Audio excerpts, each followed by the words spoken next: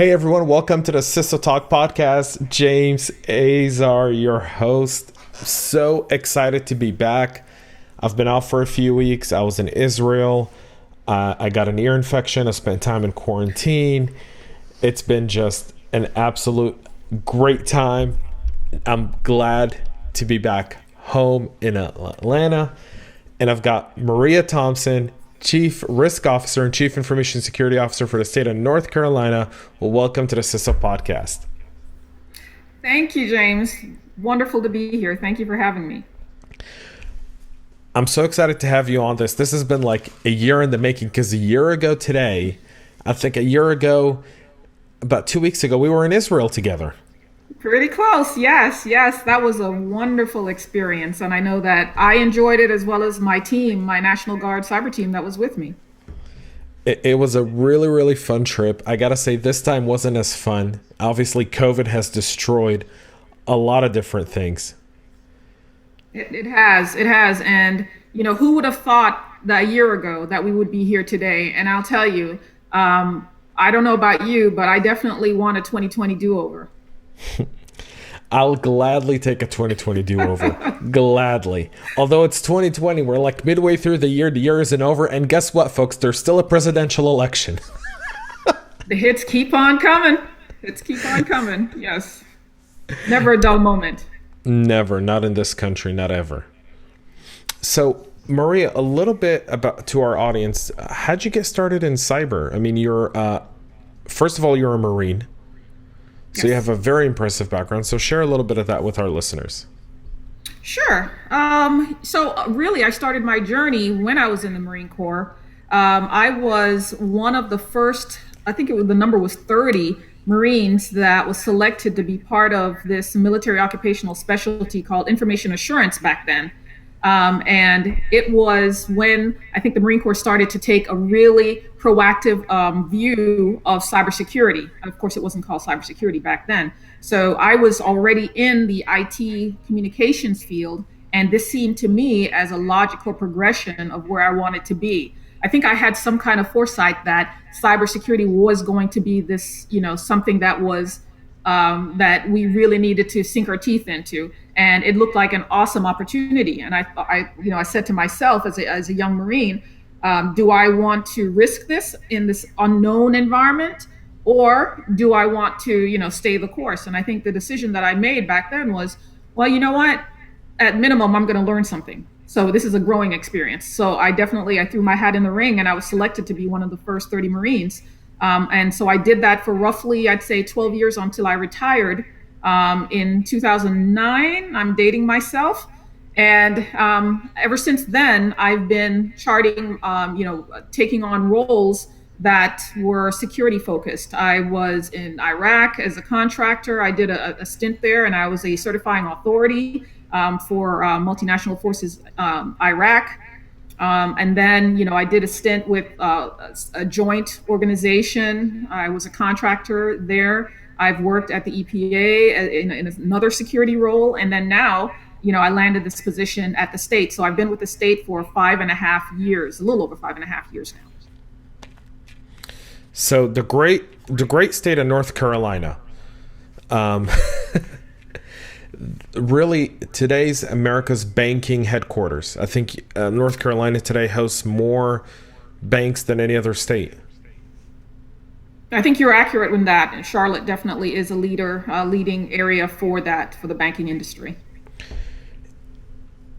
So if we focus a little bit about leadership, because I think cybersecurity is all about leadership, whether it be at a state level, city level, enterprise level. What are some of the skills and qualities you look for when you're hiring people to join your team? So I'll tell you this. I think I may be a little bit more type A in my, wanting to have that perfect unicorn.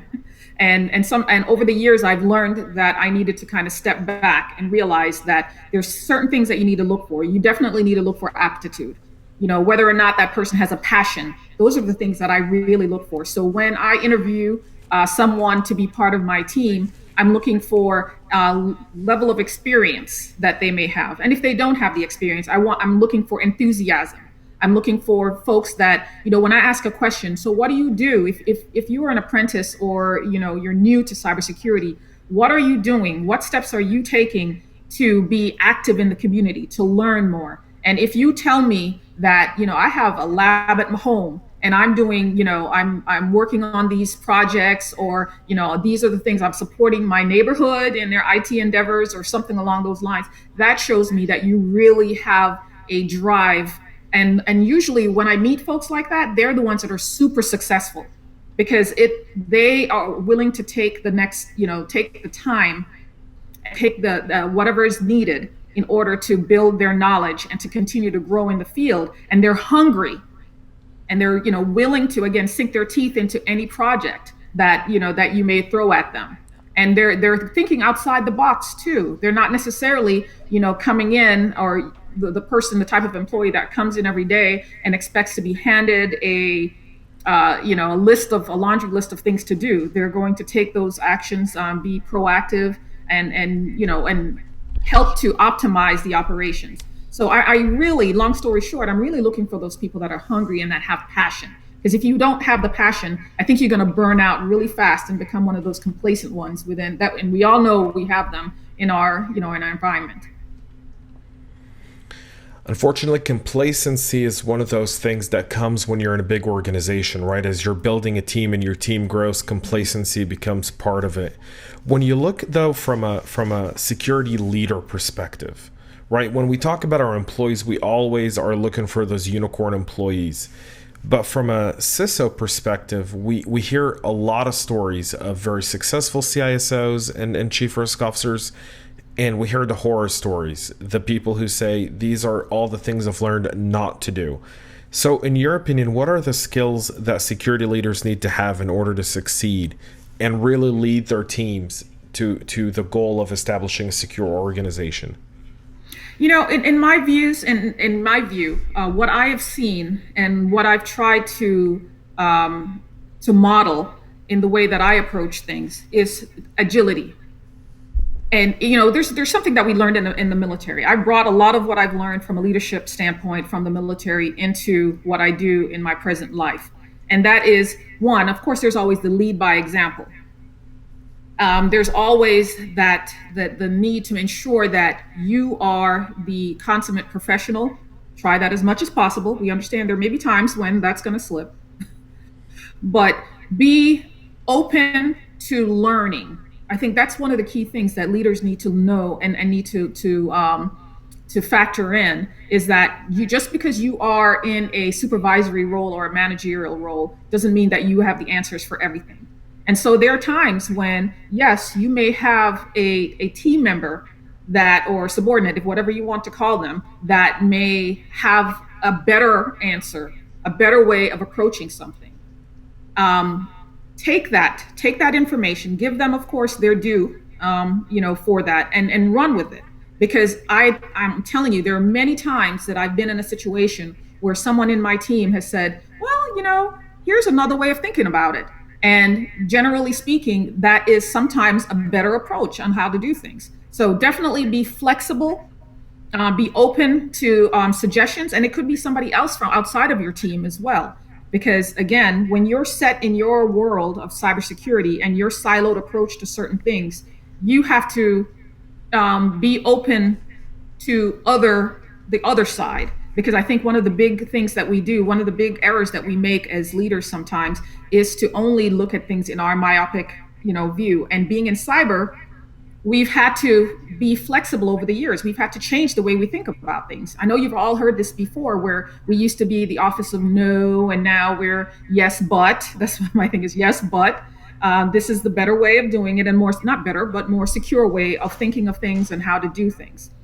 We also need to be strategic. We need to always keep an eye on what is happening, what's changing in technology, so that we are ahead of the game and not necessarily catching up. And I think that's what we've been doing in security for too long, in my opinion, is being more reactive and not proactive. And generally, I would say that also just being supportive of the business.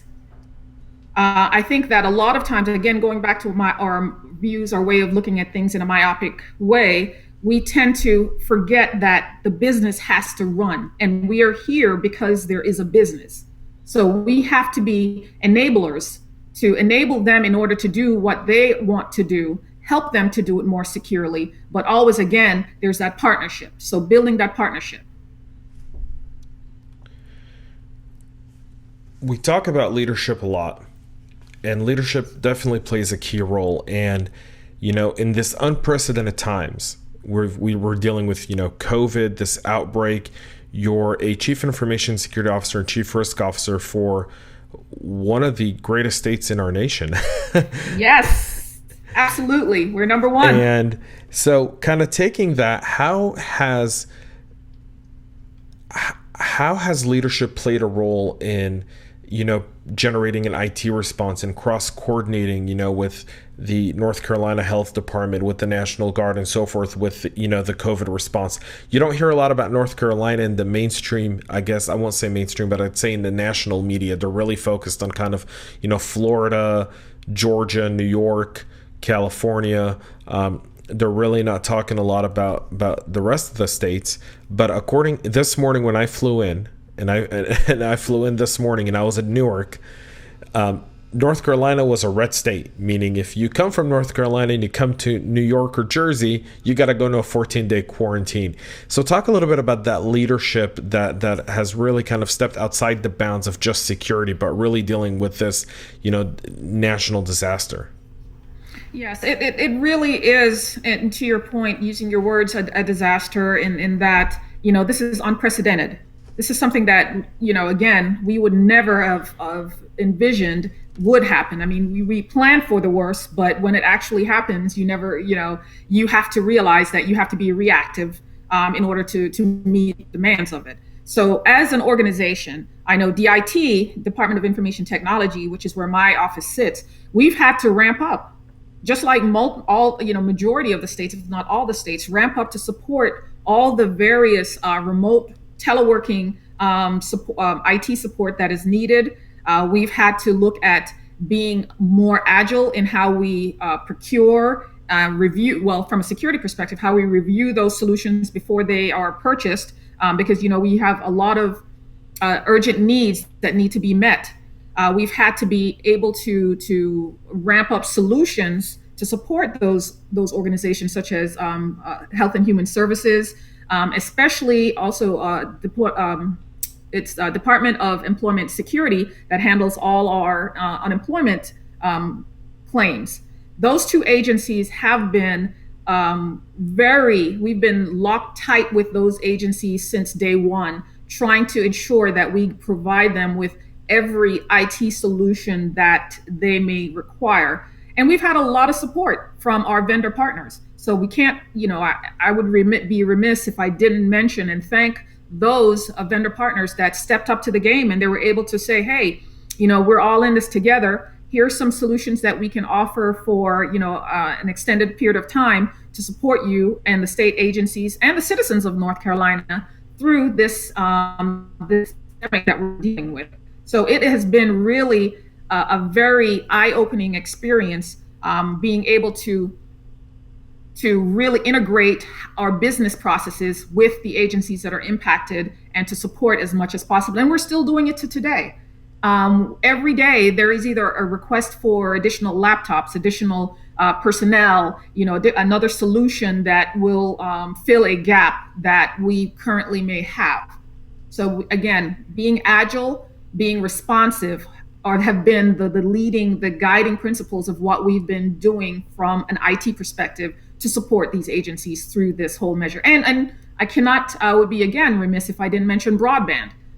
Think about those schools, think about those students that are in remote areas of North Carolina that are not able to attend school because of the pandemic, but have a need to be, to have distance learning capabilities that are available to them. So looking at things such as how do we get MiFis out to them? How do we have Wi-Fi, partnering with our vendor partners, again, getting Wi-Fi on school buses that can be placed in locations so that these students can get access to the internet so that they can do their homework. So it has been a really, really strong, and we are supported by the governor's office and our legislators in this whole endeavor. So it's been truly a whole of state approach to this pandemic response. It's fascinating for me when I hear about the different responses to COVID, right? I mean, you brought up, I think, things beyond the traditional response. I did a panel a few weeks ago with the lieutenant colonel and the general from the Georgia National Guard, and some of the work they did on COVID-19 from, they were featured in the Army Times, and I know Marines don't like to hear this a lot. They make fun of the Army a little bit, but they developed a data dashboard that essentially coordinated the entire state data that streamlined through the Georgia National Guard to the CDC, the Georgia Department of Public Health, the governor's office, and so forth. And the dashboard that they built was actually taken across. And I mean, the stuff that you talk about, using school buses as Wi-Fi hotspots for, kids in neighborhoods that don't have access to internet, that don't have internet in their homes. Folks, it's 2020, yes, but we still have, I mean, if anything this pandemic has taught us is just our well-built urban areas are well developed and everything around them is still living in 1978. James, I'm telling you, it was very shocking for me because, again, we live in a bubble. And so word that we have students, and I don't know why this is a shocker for me, but when I heard that there's students that their only meal would be when they're at school. And so now that they have to stay at home, there's no meals for them. How do we get them fed? And there's students that have no laptops. And when you think about how we are now, we are so fortunate in that we have so many IT equipment thrown around our homes that it's sinful. And then you hear of these folks that are struggling in that way. So it was definitely an eye-opening. Again, I keep using that word, but an eye-opening experience when you think about the impact of IT, what IT has on everyone in order for us to do our regular duties as well as our daily lives. How do we live? How do we communicate? We have telemedicine. Now, we have telemedicine, and we have our prisons that are using similar technologies for visitation with the prisoners. And when we think about how do we go back to where we were before, in some cases, I think that we may not need to, because there are capabilities that we've never really envisioned being something that we could leverage. But I think that you're going to see a lot more IT use, which means more technology, which means we're going to have to be a little bit more secure in how we do things and how we think about deploying things in the future, because now there's another attack surface that we have to look at. Yeah, I think that's a great point. There's a whole new set of attack surfaces and a whole new set of changes that are coming our way that we're underprepared for, we're ill-prepared for, we're not ready to face yet. Yeah. And people don't want to have those conversations. The conversations that are now is the new normal. And I hate these new normal conversations. Oh my goodness. That is the term, by the way, that if I could burn is the new normal. Yeah, we'll get to that later. Save it. The new normal is something I want to really just get rid of. I kind of want to shift a little bit from leadership, though, and talk a little bit more about security. So in your day-to-day as a chief risk officer and chief information security officer, what aspect of security do you focus the most on, and why? I will say that in the last couple of years, it's been really the incident response piece. And because I think primarily because I thought that that's the area that we were more deficient, and we needed to really optimize. Now, I'm all for, and my team is probably getting so sick of that word. That's the word that they would probably want to sink, would be optimize, because Maria is always optimizing, talking about optimizing something. But incident response, and the reason why is we've seen, especially in North Carolina, in the last couple of years, such an uptick in ransomware attacks. And we are, some of the municipals, the local government, they're ill prepared for the response that is needed. And so we have to be prepared to make sure that we have the right teams that are trained, organized, equipped, using that military term, to be that support element for them. We have, I think North Carolina is one, and I'm bragging here, one of the leading states, I would say, in organizing a team to support impacted states and local entities when it comes to cyber. We've seen it tried and true. I think in 2019 alone, we had either 11 or 12 ransomware incidents across, various academic, local government, and actually state agencies that have been impacted that we've responded to and assisted them in recovery. 2020 started out with a bang. The month of March alone, we had, I believe, there were 4 to 6 different ransomware incidents right at the onset of COVID. So we've seen that, and we've honed our skills over time, and that's largely in thanks to the we call it the Cyber Task Force, which is comprised of our National Guard cyber team, cyber response force, our federal partners, our NICLGISA, which is the North Carolina Local Government Information Systems Association, their IT strike team, which is a awesome, solid group of IT managers that sit within the local county, and they come together and they help each other and help us build this team that is then now the response force, the boots on the ground whenever there's an impacted entity within the state. Well, our good friend Ohad Zeidenberg, who gave us the Iran briefing, founded the CTI League, which was mentioned by Director Krebs at CISA, and they've done an amazing work helping healthcare facilities and doctors deal with a lot of the cyber attacks, and really have created a global community of cyber researchers and threat hunters. That's really done an amazing work, and they've actually got a hackathon that started today. Oh, nice. And rolls all the way until the 18th of this month. That's really great work. And I mean, Ohad, who you met last year, he's just a brilliant young man. I mean, just his Iran briefing you would never, at the time you never was think brilliant. that. Yes. Very humble as well. Indeed. When you look at a security project, what security project in your career did you enjoy working on the most, and why? Honestly, I would say the one that I'm on right now, and I know that sounds like that's an eye roll. Of course, you're going to say that. No, but I would say it is the current role that I have within the state of North Carolina, and the reason why is because I can see the impact and I can see the changes.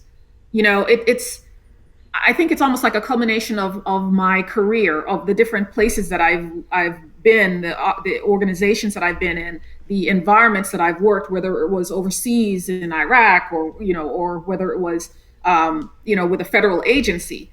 I think that I was able to pull together a lot of what I've learned there to bring to the state. And I've seen over time in the past 5.5 years how we've grown and how we've matured. And we're still growing and we're still maturing because, I don't think we're the best at everything that we do, but we've really created a strong team within the state. And it's something that I'm extremely proud of. I think strong team is everything to a success of an organization, right? Yes. You're a Marine. And for those who say, but Maria's not a Marine. Yes, she is. Once you're a Marine, you're always a Marine. You don't. Till you die. No one is a former Marine. You can ask my good friend Pat over at the.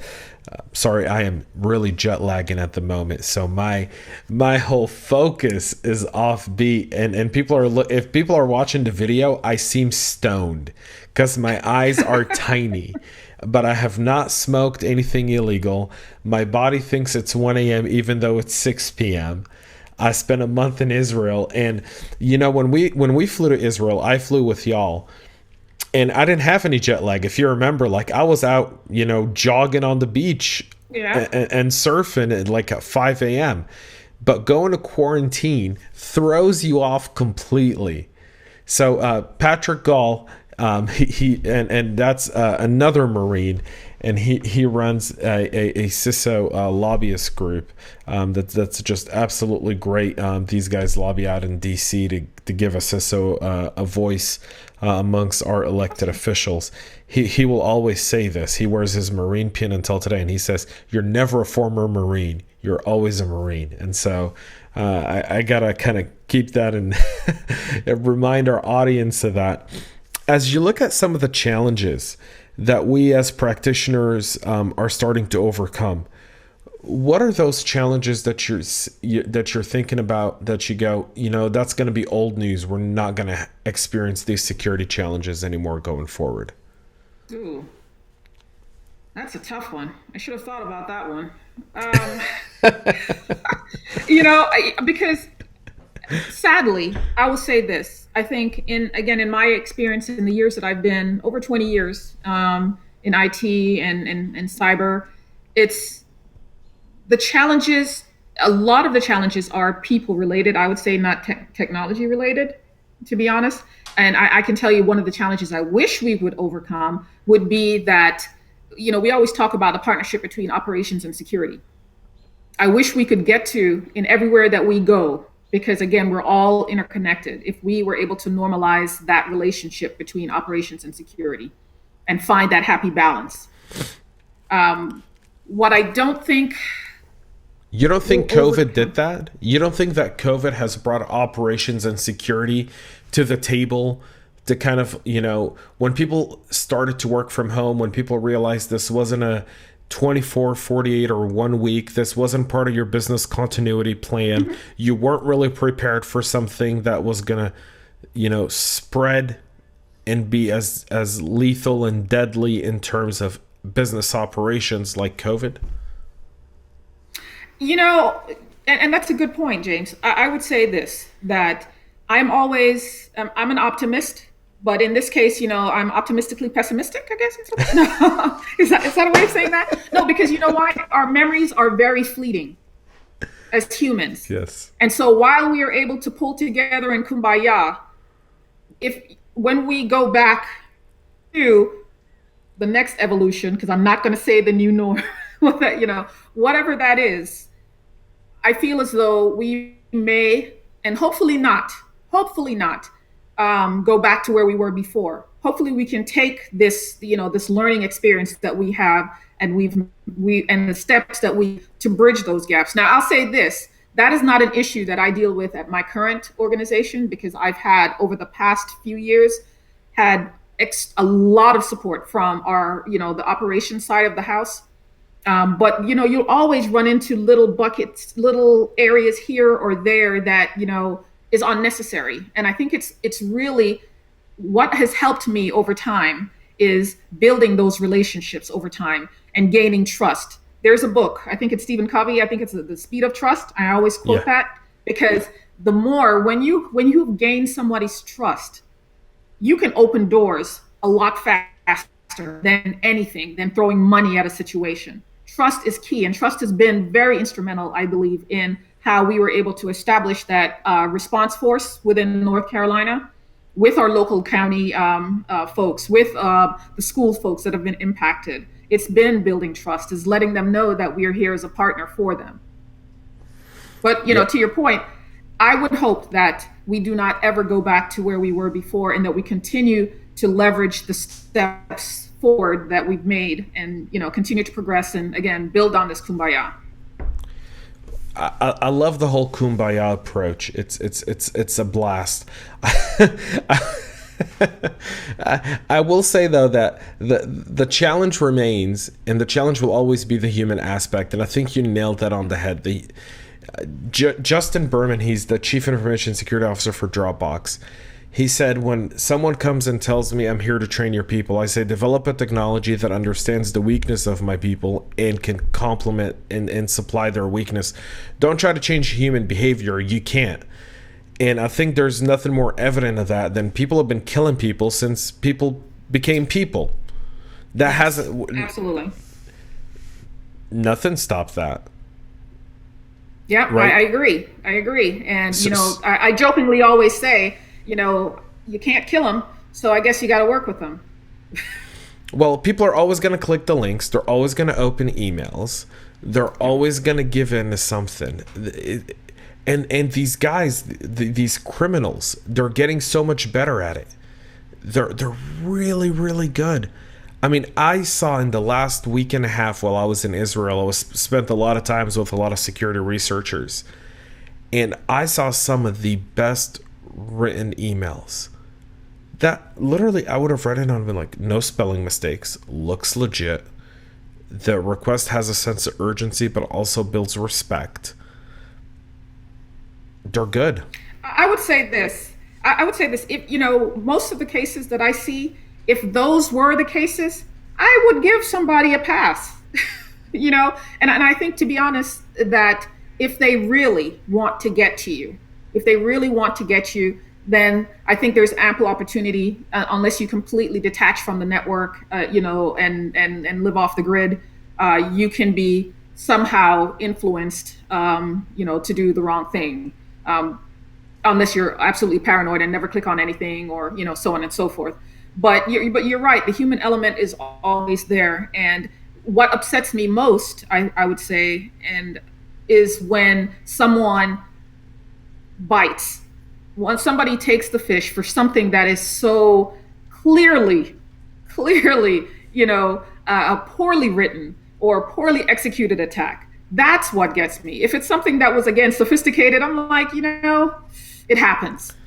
I'll But tell when you, they do, I don't get mad at the people who do that, because I expect my technology to recognize a poorly put together attack. I don't expect my technology providers, my EDRs, my MDRs, my AVs, my so forth, to recognize a very good sophisticated attack. But one where it says, hello, dear, I am writing you because I am unavailable at the moment to help you, and I need you to go and run and buy me 10 gift cards for Best Buy for $500 each, and I will pay you back. and that's a very valid point. You do, but that you're making the assumption technology is actually there, and the technology is configured correctly. And so it goes, there's a laundry. You can start going down the rabbit hole, because you will run into cases where an organization may have every tool in the book, because they've bitten, they want to make sure they have, they're following their magic quadrant, and they've got all the tools. And if it's not configured correctly, if you don't have the right automation, if you don't have interoperability, if you don't have someone actually looking at the alerts as they come through, then it's all for naught. So to your point, yes, the tools that are out there should be providing us a level of protection, a top level of protection, but only if it is configured, the way to do what it's supposed to do. And that's something that I've been striving with our team, is to make sure that we are constantly doing a hygiene check of all of our solutions with our vendor partners. Come in. Are we configured correctly? What can we do to optimize? What are the best practices? What should we be looking at in the future? What's on your roadmap? Those types of questions, having that type of communication with them. But again, there's always educating the end user. And when you put forth that effort to educate the end user, I know you can only do it for the end user will, you can't force it down them, but their heads, even though you'd wish you could. But you try to do that, and when it fails, I think where you don't throw your hands up in the air, you continue the fight, but you try to figure out what is the next way. How can I reach that person? And I've actually contacted an individual in particular to say, okay, when we've done our phishing exercises and you've clicked 3 times on the same email, what is it that's missing? This is not a reprimand in any way. Please explain to me, how would our training be better to help you? Because I really want to know, if there's that 10% that's going to click, what is it that we're not doing to get through to them? So, it's a defense in depth. We've used that term for decades. It's the tools, but you also have to have the people. and they have to come together. Yeah, it's a perfect storm of things that you need in order to really make that happen. And I think predominantly people will click on links, at least in conversations I've had with people, where they're not paying attention. They're looking at the name. And I think we, as security folks, we come from a world where we're suspicious of everyone, right? Absolutely. Like we're just suspicious, and everyone else around us that isn't in security, they're not suspicious. I don't want to say they're wholehearted good people, but they're wholehearted good people. And if they get an email, they go, well, if it's bad, my security person would have stopped it.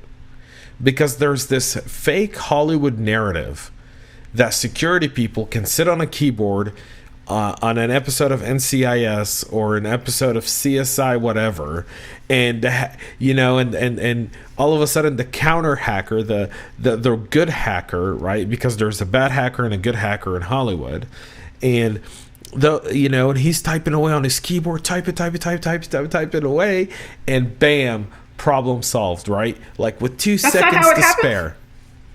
I thought that's how it happened. You're absolutely correct. You're absolutely correct. And I think that may give, again, some end users a false sense of their role and their responsibility in the protection of the environment. Most recently, we sent out a checklist to all the state employees, because we've been operating in this remote way for 3 months now, and I wanted to make sure that every agency that we may not have any visibility on because they operate their own environment. In some ways, some agencies are decentralized, that they are taking the right views on how to manage the endpoints, because we know that not every endpoint is being effectively managed the way that they should. So we are reaching out to the state employees to say, hey, before you bring your return to work, we know that this device has been operating, in the wild, if you will, for some time now. These are the things that we need you to check. We need you to check your antivirus to see if it's been receiving its updates. We need you to check to see if your browsers are being updated. We need to check, if you've been installing software that you should not have been installing, you need to remove those software, those types of things. And again, it's to bring awareness to the end user that the desktop support guys are not the only ones that are in the battle. Your security guys are not the only ones that have the responsibility for securing that environment. You have a role as well. How do you handle the state's data? How do you handle the state's asset that connects to the state infrastructure is your role. So you bring up a great point, Maria, which is we as security professionals need to start changing our discussion with the users. And the discussion is there's no technology that's perfect against security. I know I do that as a virtual CISO with multiple organizations. When I sit with the staff, I tell them, listen, I can spend millions and millions and millions and millions of dollars on stuff. I go, Capital One did. They still went through an incident. Chase did. Yeah. They go through multiple incidents. I go, we're going to go through incidents. You need to understand that our last line of defense is you. It's not technology. I go, at the end of the day, you can put the best missile defense system in the world. You can have the best ships and the best planes, but the last line of defense for anything is your home front. Can you defend home base? Absolutely. And that's a key thing that, it unfortunately, the backside of that, or the cons to that, is that it doesn't help with getting the investment money, right? So when you do have gaps in your environment and you have to make a business case to procure a particular solution to fill that gap, you don't necessarily want that type of mindset with those decision makers that, well, we're going to get breached anyway, so why are we investing in this? No, we still need to fill those gaps. And, I've jokingly said this. I want the bad guys to come to North Carolina and go, okay, these guys are a hard target. You know what? It's just too much work. Let's go to Georgia. No, I'm just kidding. They come to Georgia. Georgia makes it easy enough. Georgia goes through enough attacks. People make fun of Georgia enough from a cyber perspective. We've had the Georgia State Patrol breached. No. We've had, It's counties here that have been ransomwares after ransomware after ransomware. It's been terrible. We all are dealing with that. But all of us, we just need to figure out how to make ourselves just a hard target, to make it just difficult enough to where they shift somewhere else. If it's outside of the continental U.S., even better. Yeah, let's send them to Canada. Yeah, okay. Hey, I have family there. It's okay. Just send them to Canada. I don't know. Maybe we'll send them somewhere. Let's send them to Russia. Sure. Let's redirect all malicious traffic to Russia. Just overload the Russian firewall. That would be a unique, that would be interesting, in fact, yes. So we're in the favorite part of my show. It's our CISO Insight round. So here's the deal, folks. I am going to ask Maria 6 questions. She gets 1 word to answer each. 1 word? It's got to be a short answer. This is kind of like a lightning thunder round. Got it. If I want you to explain, I'll tell you to explain. Okay. All right. But let's get started with 1 buzzword you'd want to get rid of forever. New norm. New norm. Yeah, that's you're the first to put that in my graveyard. I've got a graveyard of buzzwords in my backyard, and the new norm will have your initials on it right now. RIP. Great. 1 technology that'll change the way we do cybersecurity. See, this is... I say AI, but true AI. I know you said True 1 word. AI. True AI, not... You know where I'm going with this. There's a lot of people touting AI, and it's not truly AI. Well, we had that discussion last year when we were in Tel Aviv, right? The difference when we saw how, if you remember, we were at Bank Leumi, and they were talking about how they utilize AI in their fusion center, which was different from how AI was being used by Israeli Electric Company. I saw Yossi literally last week at B-Sides in Tel Aviv, and we were talking about true AI, and he was talking about how true AI was how they stopped the Iranian cyber attack on the water facilities in Israel in April. I think we can all learn from each other. Yeah. The last book you read, and why? So it's Working with People You Want to Punch in the Throat. I am serious. I am so serious on that.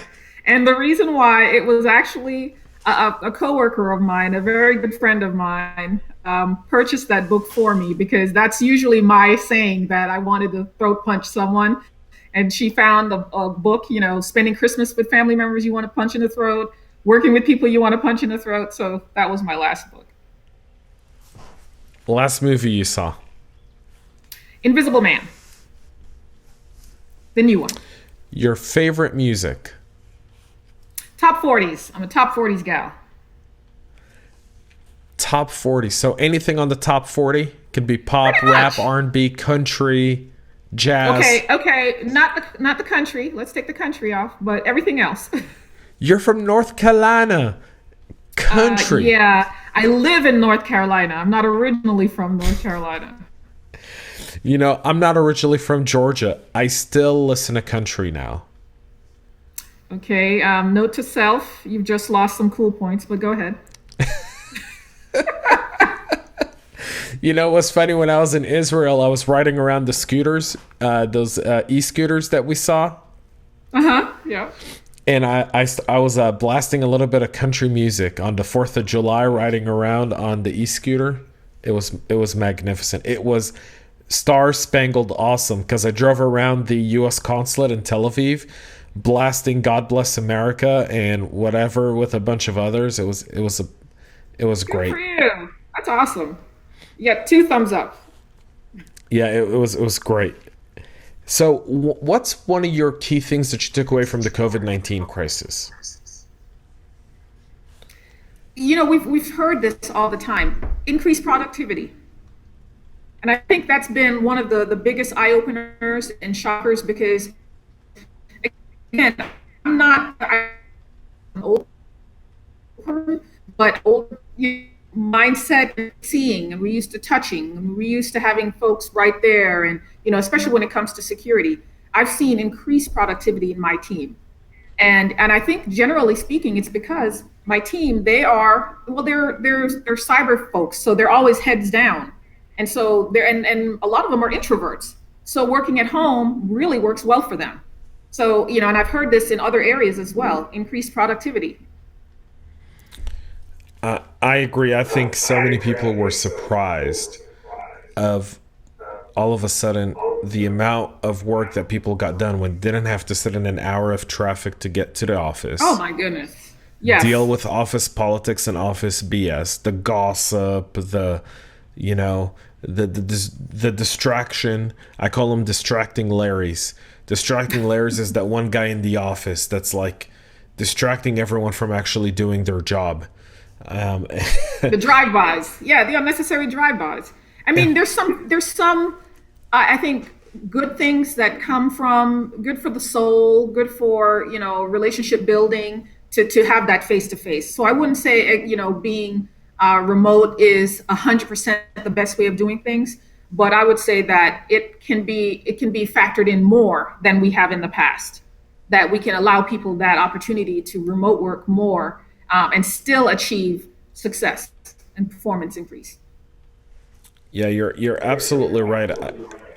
I'm curious to see what's going to happen to the commercial real estate market over the next 2 to 3 years. Yeah, and I've had that discussion with my neighbors. Actually, they own real estate, and I know that that's a concern of theirs as well. And that's been, I think, a topic of discussion in many venues. So it remains to be seen, but I'm sure there will be a hit. But again, you never know, because again, going back to what I said earlier, our memories are fleeting. So we may revert back in a few years. Who knows? Well, I agree with the fact that we're going to revert back. I don't know that we're going to revert back, though, the same way.